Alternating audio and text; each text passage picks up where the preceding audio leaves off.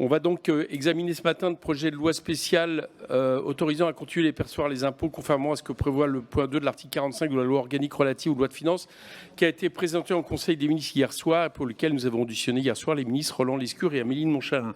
Juste avant de commencer cette audition, on souhaitait vous faire part de notre décision et notre proposition, le rapporteur général et moi-même, sur les questions de calendrier qui ont été évoquées hier, qu'on retrouve également dans la presse, qui laisserait supposer que la commission pourrait se tenir le lundi 5 janvier, c'est-à-dire le jour de la rentrée parlementaire. Nous estimons tous les deux que c'est quelque chose qui est strictement impossible, tout simplement parce que si on tenait une commission le 5 janvier, il faut comprendre que les amendements devraient être déposés le 3. Et pour que les amendements soient déposés le 3, ça voudrait dire que toutes nos équipes, je ne parle pas des députés, je parle de toutes les équipes, travailleraient à partir du 26 jusqu'à la rentrée parlementaire. Or, il y a un calendrier parlementaire sur lequel il nous semble qu'il doit être respecté par le gouvernement de façon à respecter ce calendrier. Donc nous, pour notre part, on pense que ce qu'il est raisonnable de faire, c'est de respecter ce calendrier parlementaire, y compris en termes de dépôt d'amendements, c'est-à-dire un dépôt d'amendement qui serait le 6 au matin. Là, à partir de là, il faut 2 jours pour l'administration et pour les services pour les examiner. Ça aurait été une commission les 8 et 9. Et donc, ça donne la possibilité, et on estime quand même qu'on va assez vite pour ça. On tient, j'allais dire, un bon compromis entre la vitesse demandée par le gouvernement et le fait que l'Assemblée puisse réagir pour que la séance parlementaire soit au début de la semaine suivante. Voilà, donc on voulait vous donner cette information. C'est ce que nous allons défendre tout à l'heure auprès de la conférence des présidents. Et très franchement, ça permet à la fois d'aller assez vite, mais de respecter nos rythmes parlementaires. Voilà, en plus, sachez que c'est P1 et P2 et qu'on repart à partir de la texte du Sénat, donc ça ne peut pas être fait comme ça, quoi. Bon, pour aller vite. Hein. Donc, on voulait vous le dire. Donc, je reprends à partir de là. Comme l'audition des ministres a pu faire office de discussion générale, je vous propose que nous entamions sans plus tarder l'examen des articles de ce projet de loi. Pour effectuer le contrôle de recevabilité des amendements déposés sur ce projet, j'ai pris en compte le cadre organique particulier de la loi spéciale. Le projet de la loi spéciale est en effet une voie étroite qui ne saurait être une façon détournée d'avoir les débats de première partie du projet de loi de finances. Il ne saurait y être question d'autre chose que d'assurer la continuité fiscale et budgétaire pour un temps limité.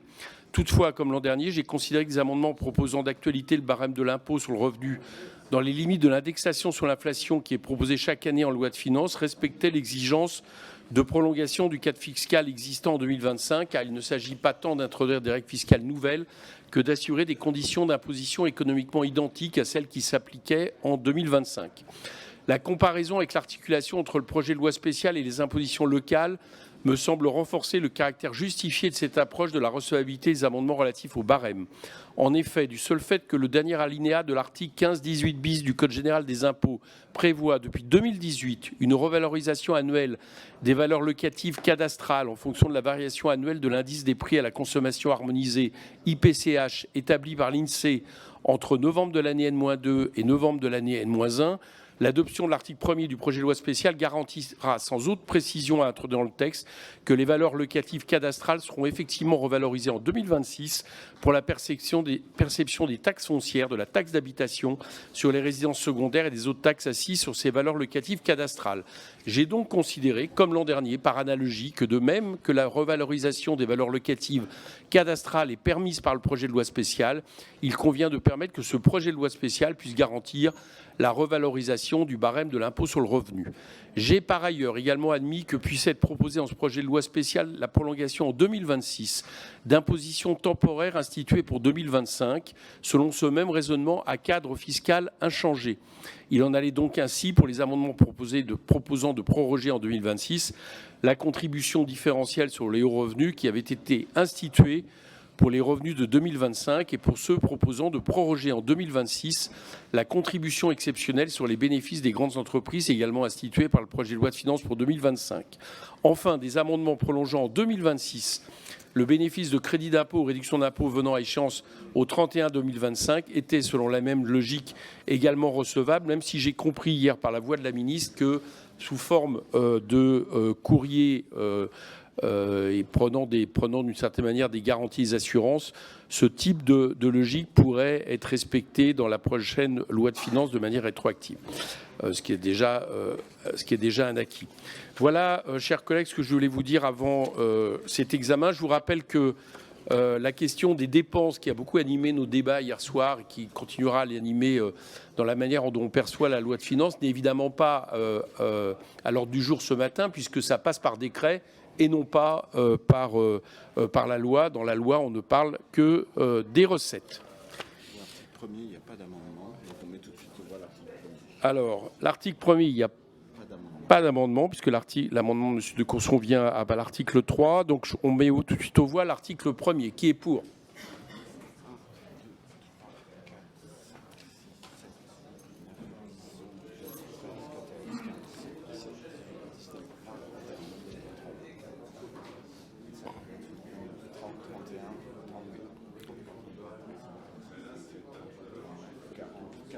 Qui est contre ? Adopté à l'unanimité.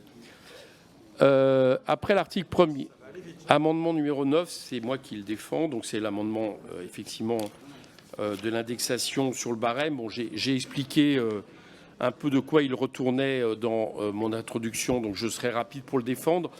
Je sais déjà, je dois le dire par honnêteté vis-à-vis de vous, que la présidente de l'Assemblée a dit qu'elle ne le déclarerait irrecevable, et je ne chercherai pas à polémiquer avec elle sur cette question. J'estime pour ma part, avec les arguments que j'ai défendus tout à l'heure, que vous avez entendu, que non seulement il est présentable, mais qu'il est votable.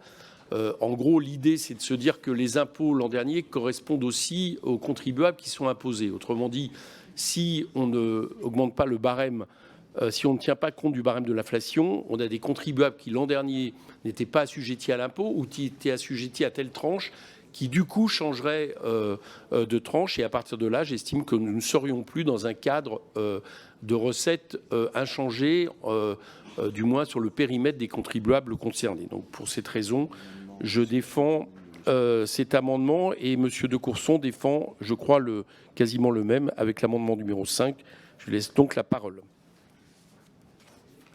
Bien, le président a résumé. Moi, mon amendement est plus modeste que celui du président, puisque le président indexe toutes les tranches à 1%, et moi, je me contente d'indexer la première tranche, de façon à dire à nos contribuables potentiels qui ne s'inquiètent pas, ils ne seront pas imposables, puisque en l'état actuel du droit, on aura 200, on nous avait dit même plutôt 300, enfin c'est minimum 200, 250 000 personnes qui deviendront éligibles si on n'indexe pas la première tranche du barème de l'impôt sur le revenu. Et les déclarations de Madame la ministre hier en disant qu'elle interviendra sous forme de lettre, excusez-moi mes chers collègues, jusqu'à preuve du contraire, la Constitution prévoit que c'est la loi qui fixe l'assiette, le taux, les modalités de recouvrement de l'impôt, et non pas une lettre ou des instructions ministérielles. Merci. Monsieur le rapporteur général.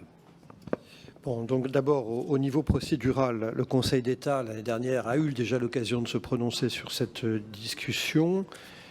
Le Conseil d'État a rappelé que dans le domaine des lois spéciales, celles-ci ne peuvent comporter de mesures fiscales nouvelles, et je cite le Conseil d'État, l'indexation sur l'inflation du barème de l'impôt sur le revenu, exactement donc le sujet dont nous parlons, n'est pas au nombre des dispositions ayant leur place en loi spéciale. Donc c'est sa première remarque, jurisprudence du Conseil d'État. Deuxièmement, mais ça le Président l'a rappelé, il faut l'avoir en tête, c'est que l'amendement sera très probablement déclaré recevable par la présidence de l'Assemblée nationale. Et enfin, troisièmement, sur le fond, puisque c'est quand même le fond qui nous intéresse, il n'y a aucune différence pour les contribuables entre indexer le barème dans une loi spéciale fin 2025 ou dans la loi de finances début d'année 2026, qui ne manquera pas d'être votée dans les semaines qui viennent. La seule différence serait si la loi de finances venait à être votée plus tardivement après le mois d'avril. Mais donc, en pratique, avis défavorable pour ces raisons à la fois de procédure et aussi de côté de praticité. Monsieur de Courson. Je vais dire au rapporteur général qu'il fait une hypothèse forte, c'est qu'on réussisse à voter une loi de finances, on peut le souhaiter, mon cher collègue, Et de là à penser que ce sera voté, bon, il y a une hypothèse, c'est que ça dépasse le mois de mars et les élections municipales, par exemple. Bien. Et alors à ce moment-là, qu'est-ce qui se passe? Qu'est-ce qui se passe, mon cher collègue? Quant à la position de notre présidente de l'Assemblée nationale, elle peut parfaitement laisser passer l'amendement, puisque aucun groupe parlementaire ne saisira le Conseil constitutionnel. Levez la main les groupes qui voudraient saisir le Conseil constitutionnel. Et donc, ça passera. Et au moins, ça sécurisera nos concitoyens. Donc, arrêtons de faire purement du juridisme. Ouais, moi, juste une précision. Merci de la précision sur la présidente. C'est effectivement son intention que je trouvais honnête de décrire, mais effectivement, il peut y avoir un changement d'avis. Juste sur le Conseil d'État, l'avis du Conseil d'État est effectivement important, mais elle ne vaut pas décision du Conseil constitutionnel, je le rappelle. Et à partir de là, surtout sur un sujet, mais on le voit bien hier dans le débat qu'on a eu sur la question des crédits, c'est que, contrairement à ce qui a été dit, c'est un sujet sur lequel on a très peu de jurisprudence. Parce que la loi spéciale n'a été utilisée dans le cadre de la LOLF qu'une seule fois, c'est-à-dire l'an dernier. Bon. Et donc, à partir de là, moi, j'estime que les arguments qui jugent la question de l'impôt sur le revenu à partir du périmètre des contribuables, plus qu'à partir des tranches elles-mêmes, c'est-à-dire comment on touche le même barème du contribuable, est quelque chose qui peut être, à mon avis, largement entendu, y compris au niveau du Conseil constitutionnel. Parce qu'après tout, vu que la loi spéciale a été utilisée 2 fois, non pas que je souhaite qu'elle soit utilisée plus encore, parce que ça signifierait qu'on a encore des gouvernements minoritaires, ce que je ne souhaite pas, j'allais dire que autant être nous aussi en capacité de produire une jurisprudence différente qui correspond à l'intérêt des Français. Voilà pour la raison pour laquelle je défends aussi et je maintiens cet amendement. Philippe Brun. Merci, Monsieur le Président. Comme vous le savez, nous socialistes ne sommes pas favorables au dégel de l'intégralité du barème de l'impôt sur le revenu. Nous pensons qu'il faut renforcer la progressivité du barème et que donc il faut plutôt dégeler les premières tranches et geler les dernières tranches. Mais toutefois, nous voterons cet amendement pour la beauté du geste. Nous savons qu'il ne pourra pas être défendu dans l'hémicycle. Je partage avec le président Coquerel l'idée que le débat sur la responsabilité doit être ouvert et c'est aussi pour cela que nous le voterons et que vous avez raison de rappeler qu'il n'y a pas eu de loi spéciale sous l'empire de la loi du 1er août 2001 depuis seulement l'an dernier et que finalement il y a peut-être une forme d'excès à restreindre excessivement le droit d'amendement sur ce fondement. Nous pensons donc qu'il est recevable, c'est pour cela que nous le voterons. Monsieur Midi. Oui, merci Monsieur le Président. Bon, il faut séparer 2 choses. Il faut séparer le fond de l'amendement et puis la méthode.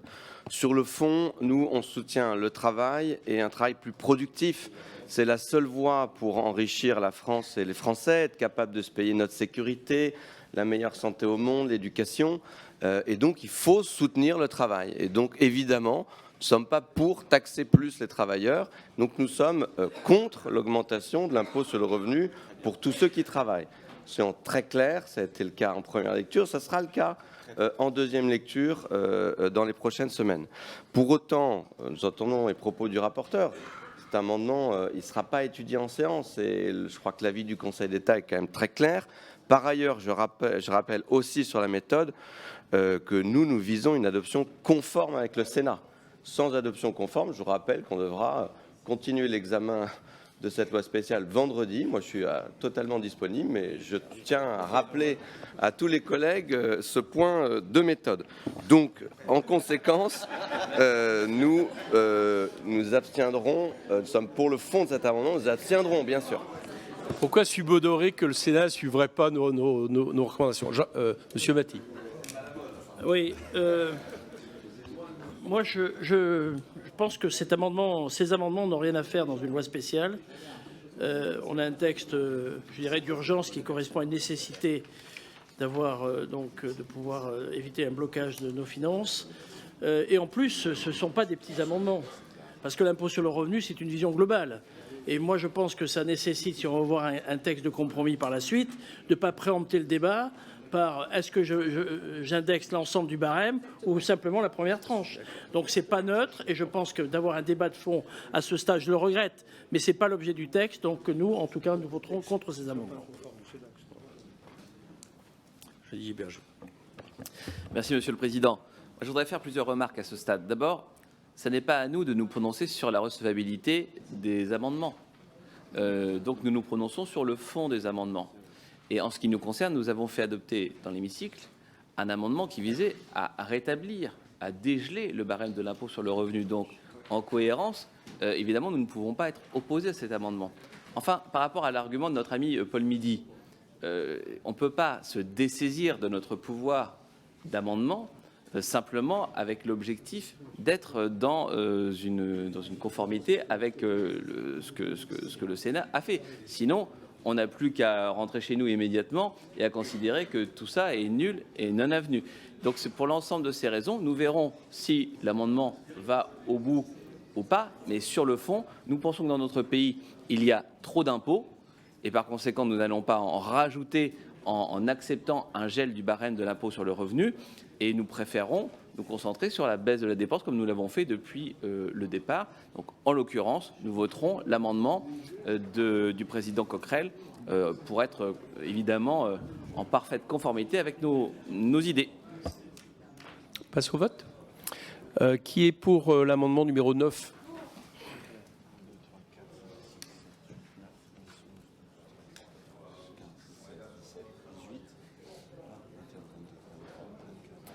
C'est un plaisir de compter, M. Cazet. Vous me cherchez. Hein ? 38. Qui est contre ? Adopté. Il fait donc tomber le suivant. Le 4, Namfeld.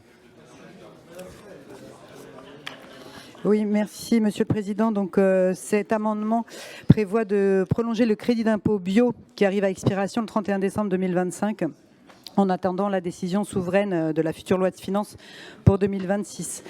Ce crédit d'impôt correspond à une nécessité vitale pour le monde agricole et sa prolongation pour 2026 a dégagé déjà un quasi-consensus dans l'espace parlementaire puisqu'il a fait l'objet d'amendements de tous bords adoptés à l'Assemblée comme au Sénat.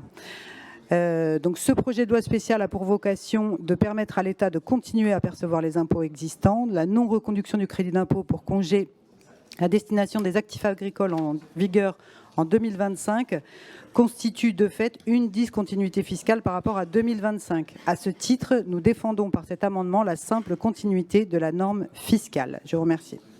Monsieur le rapporteur. Merci, Monsieur le Président. Ma chère collègue, votre amendement excède le domaine de la loi spéciale. Je lis le Conseil d'État dans son avis de l'année dernière, ouvrez les guillemets, la modification du droit aux fins de prolonger la durée d'application de crédit d'impôt dont une loi de finances précédente a prévu l'extinction, en l'occurrence le 31 décembre 2025, n'est pas au nombre des dispositions ayant leur place en loi spéciale. Ça, c'est l'avis donc du Conseil d'État. De plus, le gouvernement pourra, et c'est ce qu'il a fait l'année dernière, faire une annonce qui confirmerait son souhait de proroger ce crédit d'impôt. Donc avis défavorable pour ces deux raisons. Madame Feld. Juste, le Conseil d'État, ce n'est pas le Conseil constitutionnel. Donc je ne vois pas pourquoi ça nous empêcherait de voter cet amendement. On passe au vote. Qui est pour ?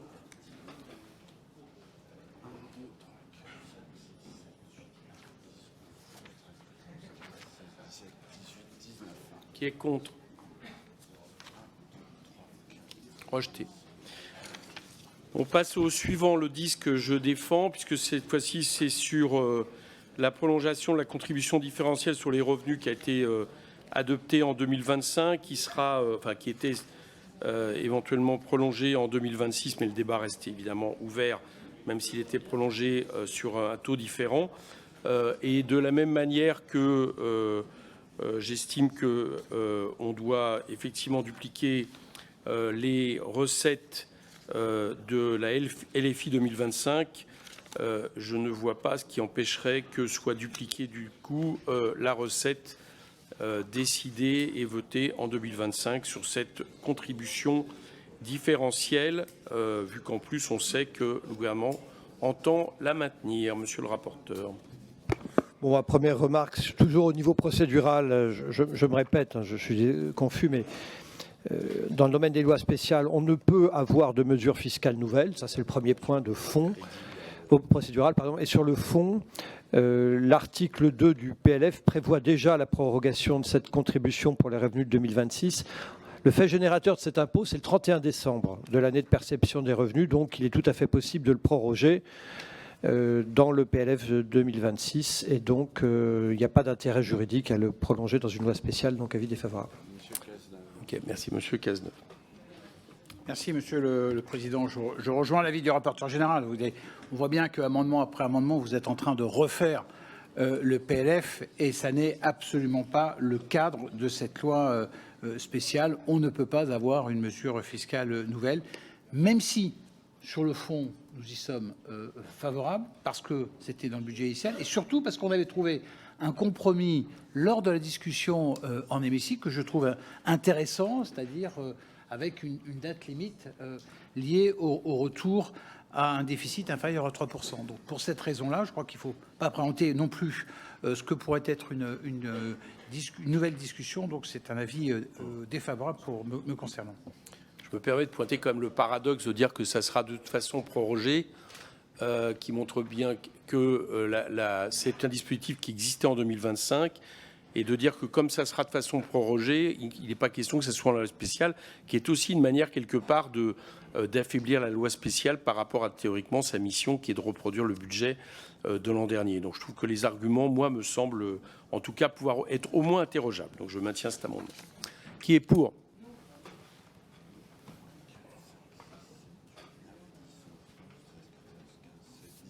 Qui est contre?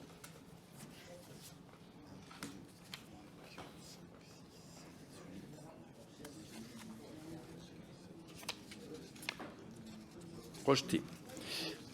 Amendement numéro 11, qui est le même argument, cette fois-ci par rapport à la contribution exceptionnelle sur les bénéfices des grandes entreprises. Donc je vais vous faire grâce de mon argumentation qui est la même, puisqu'elle va être, elle également, théoriquement, peut-être avec moins de recettes, mais en tout cas sur le dispositif prorogé.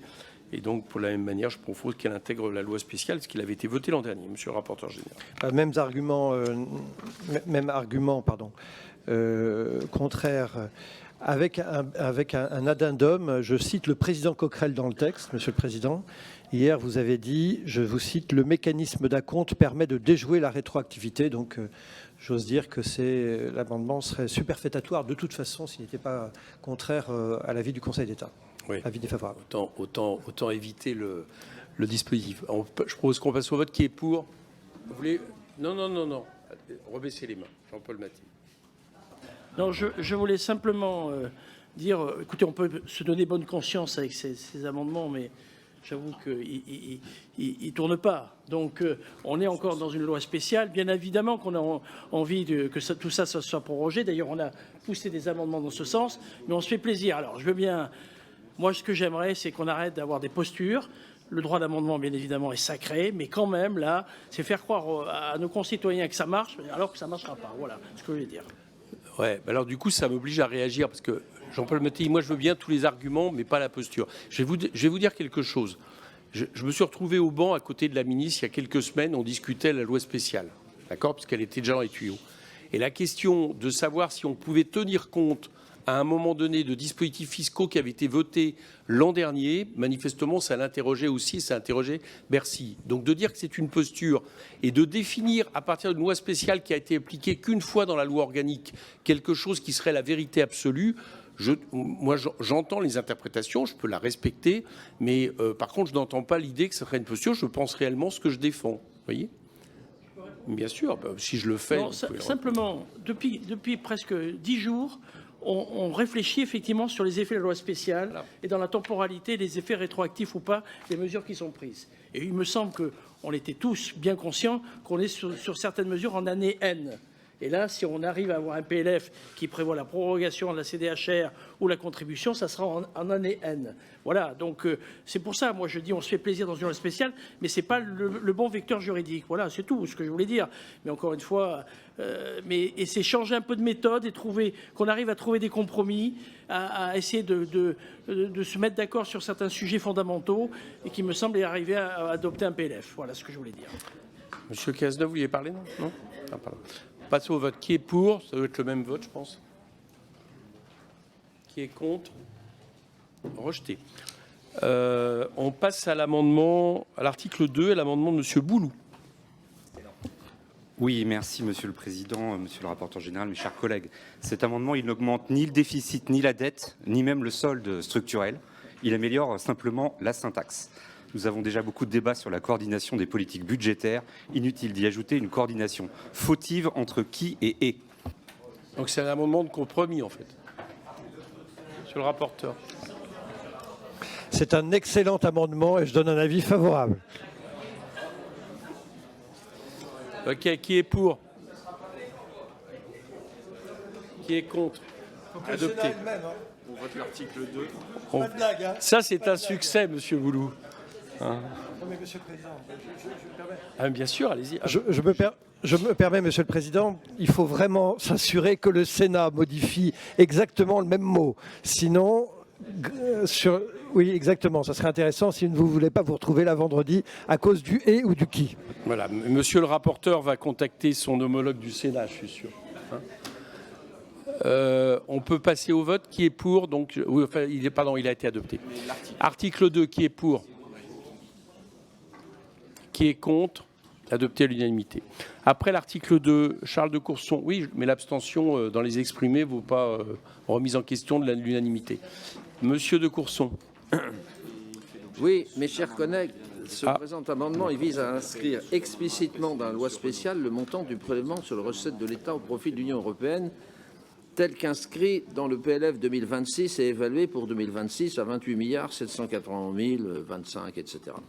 Jusqu'à l'adoption de la loi de finances pour 2026. Si l'avis du Conseil d'État indique que la rédaction initiale du projet de loi emporterait reconduction des prélèvements sur recettes au profit de l'UE et des collectivités, notre amendement vise à respecter nos engagements internationaux et ainsi assurer que la participation française au budget de l'Union européenne s'effectue au niveau adéquat. Le présent amendement reprend donc à l'identique le montant initial du projet de loi de finances pour 2026. Je n'ai pas compris pourquoi l'article 2, qui est un prélèvement sur recettes, figure dans la loi spéciale et pas le prélèvement pour l'Union européenne, qui est aussi un prélèvement sur recettes. Là, je ne comprends pas la différence qui est faite entre le prélèvement pour les collectivités locales et le prélèvement pour l'Union européenne. Voilà l'objet du présent amendement. Merci. Et Monsieur Renaud va présenter le sous-amendement. Monsieur Tanguy. Merci Monsieur le Président. Écoutez, nous profitons de l'amendement de notre collègue de Courson pour ramener le prélèvement sur recettes à un niveau déjà très élevé, celui de l'année dernière, qui avait déjà donné lieu d'ailleurs, il faut bien le dire, à une reconnaissance consternante de la part du gouvernement à un certain nombre d'autorités françaises, à savoir que contrairement à ce que dit Madame de Montchalin, on n'était pas souverain, puisque l'année dernière, on n'avait pas moyen de s'opposer à l'augmentation et au maintien du prélèvement sur recettes de l'Union européenne, soi-disant. Donc c'est bien une forme de tribut et non pas une contribution, c'est-à-dire que quoi qu'il arrive, on doit payer, quelles que soient les circonstances. J'ajoute que ça n'a rien à voir avec les engagements internationaux, parce que si on fait la liste de tous les traités internationaux que la France a signés, y compris avec des engagements financiers et qui sont concernés par la loi spéciale, il y aurait beaucoup de choses à dire. C'est évidemment uniquement pour l'Union européenne, ça n'a rien à voir avec les engagements internationaux, c'est juste parce que le pouvoir en place est parfaitement soumis à la Commission européenne, quoi qu'il arrive, quoi que ça coûte, et quoi qu'en pensent les Français surtout, c'est quand même le plus grave, puisque ça fait 20 ans qu'on aurait dû récupérer notre souveraineté sur ce tribut, ou cette dîme, parce que finalement c'est tellement religieux, je le retire, en fait c'est une dîme, faut payer, voilà, faut payer sa cutie à l'Église européenne. Monsieur le rapporteur. Alors, tout d'abord, sur l'amendement présenté par Monsieur Tanguy, qui est en réalité un amendement de fond, puisque c'est la question de la remise en cause du montant, je vous suggère que ce soit un amendement, je donnerai un avis défavorable et peut-être je suggère que ce débat ait lieu dans l'hémicycle. C'est un débat de fond sur la pertinence ou pas de voter cette participation et son montant. Donc avis défavorable pour le sous-amendement. Sur l'amendement de M. de Courson, j'ose dire qu'en réalité, il serait presque satisfait, puisque quand on lit les exposés des motifs proposés par le gouvernement, sur l'article 1er, l'autorisation est donnée pour une donnée temporaire. Elle emporte également la reconduction des prélèvements sur les recettes, dont le prélèvement sur recettes au profit de l'Union européenne, PSRUE, dans l'article 1er.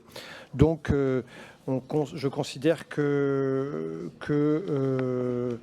en réalité, le texte répond déjà à la demande de M. de Courson, avec une deuxième remarque qui conforte mon avis défavorable sur l'amendement de M. de Courson. M. de Courson, vous reprenez le montant avant la négociation qui a eu lieu et dont nous avons eu le résultat durant la discussion dans l'hémicycle, puisque vous reprenez le montant de 28 780, alors qu'on est à 28 400, oui.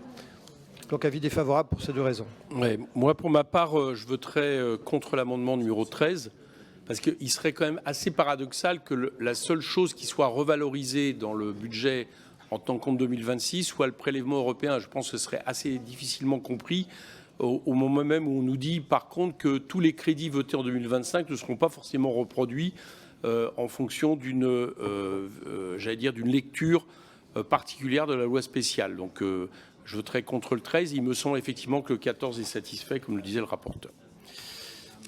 Monsieur de Courson. Monsieur le rapporteur, vous n'avez pas répondu à la question pourquoi les prélèvements pour les collectivités locales figurent dans ce texte sous la forme de l'article 2 et pas le prélèvement européen. Parce que l'argument selon lequel, voilà, quelle est la logique? Allez-y, monsieur le rapporteur. Oui, nous avions eu ce débat l'année dernière en réalité, et on peut s'interroger sur la pertinence d'avoir indiqué dans l'article 2, puisque l'article 1 rappelle que l'article 1 emporte la reconduction des prélèvements sur recettes. Des prélèvements sur recettes. On aurait pu considérer que le prélèvement sur recettes aurait pu être intégré dans l'article 1. Moi, je trouve qu'il y a un côté un peu superfétatoire dans l'article 2 de conforter la reconduction des prélèvements sur recettes de l'État au profit des collectivités territoriales. Mais c'est exactement le débat que nous avions eu l'année dernière. Passe au vote. Le sous-amendement, on passe numéro 14, qui est pour?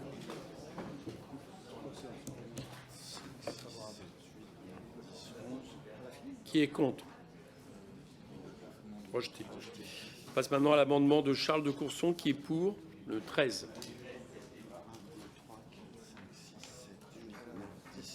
Qui est contre? Rejeté. On passe à l'article 3, amendement numéro 7, Charles de Courson.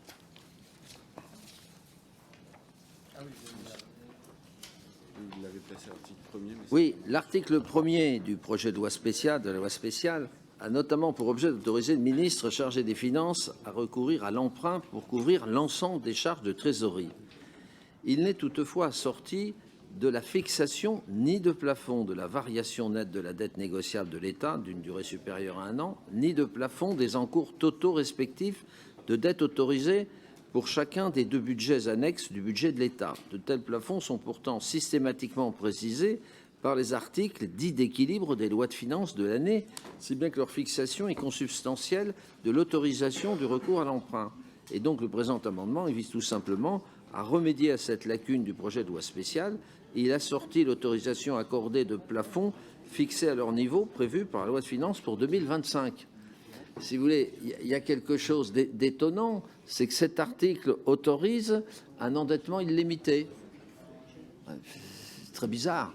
Alors que dans les lois de finances, il est toujours plafonné. Il y a déjà un article d'ailleurs spécifique là-dessus.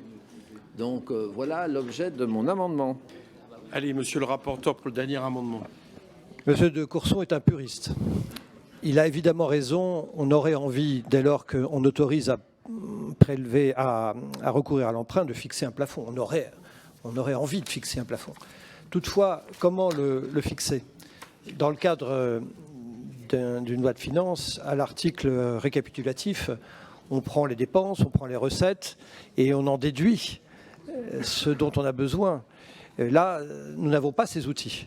Donc, on aurait envie de vous suivre en disant nous allons nous fixer un plafond. Mais sur quelle base? Sur quelle base? Donc, malheureusement, je donnerai un avis défavorable parce que vous avez en théorie raison et en pratique, je vois la limite de l'exercice. Nous avions eu ce débat l'année dernière, donc avis défavorable. Monsieur de Courson.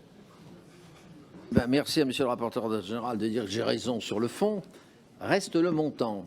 Alors le montant, je vous rappelle que cette nuit, on a posé à plusieurs reprises à madame de Montchalin la question si la loi spéciale est maintenue jusqu'au 31/12/2026, quel est le montant du déficit par rapport au projet de loi de finances initial qui, je rappelle, était de 124 milliards. Eh bien, elle n'a toujours pas répondu. Elle n'a toujours pas répondu. Donc, je lui ai dit, d'ailleurs, en sortant, vous aurez droit de nouveau à la question en séance publique. Vous avez toute la nuit pour calculer. Voilà. Moi, d'après mes calculs, que je maintiens, le déficit du budget de l'État, hors les 4 milliards qu'on a imputés sur le budget de l'État en votant la loi de financement de la sécurité sociale, on serait autour de 12 milliards. Et je ne compte pas les 4, hein, les 4 de remboursement du budget. Bon, elle nous a sorti le chiffre de 40 milliards, mais c'est n'importe quoi, 40 milliards. Donc voilà, elle a toute la nuit et ce matin pour nous répondre. Mais ça serait intéressant que monsieur le rapporteur général aussi continue à faire pression, et monsieur le président, pour qu'on sache quel est le niveau du déficit associé à cette loi spéciale. C'est quand même étonnant que la ministre ne soit pas capable de répondre à cette question. Jean-René Cazeneuve. On voit là toute l'expertise et le paradoxe de notre ancien rapporteur général, c'est qu'il pose des questions en connaissant la réponse. Mais c'est une particularité. Le rapporteur général l'a dit. Le propos est théorique. Soit vous faites un plafond qui est mordant, et c'est évidemment extrêmement difficile de le prédire. Soit il n'a aucun intérêt. Donc je ne vois pas aussi ce qui permettrait de le faire ici. J'aurais aussi faire une précision, parce que j'ai dit une erreur. J'ai fait hier une intervention qui était fausse, et je voudrais la rectifier, si vous me permettez. 0,1 point de déficit, d'accord, ça coûte 1,2 milliard d'intérêt de la dette, d'intérêt au taux actuel de 3,5%. Hier, j'ai appris le chiffre sur 0,3 de déficit supplémentaire, donc c'est 0,1 de déficit qui crée 1,2 milliard, juste pour que chacun se rende compte de ce que serait un dérapage de 0,1% de notre déficit. Merci. Merci de cette rectification. Je propose qu'on passe au vote. Qui est pour l'amendement proposé par Charles de Courson? Qui est pour? Je suppose que Charles de Courson est pour son amendement.